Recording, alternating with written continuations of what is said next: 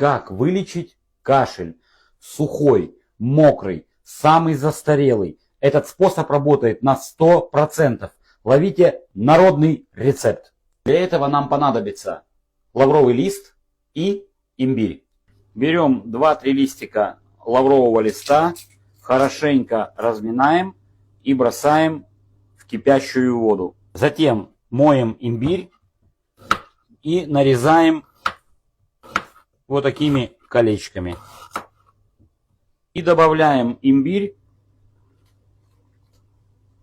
в нашу кипящую воду с лавровым листом и ставим на средний огонь. У меня электроплита, я ставлю на 5, накрываем крышкой и так варим 5 минут. Затем, друзья, выключаем огонь. Видите, он поменял цвет, запах невероятный классный запах от имбиря. Накрываем крышечкой и даем настояться еще 10 минут.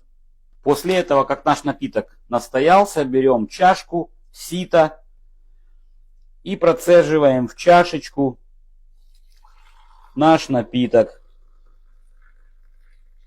После этого добавьте ложечку меда и немного сока лимона. И все очень хорошо размешайте. Пейте этот напиток не горячим, не холодным, а именно теплым. Пейте 2-3 раза в день, и вы увидите, как ваш самый застаревший кашель отступит, и вы будете здоровы. Сохраняйте это видео, делитесь им со своими друзьями, если вам дорого здоровье ваших близких.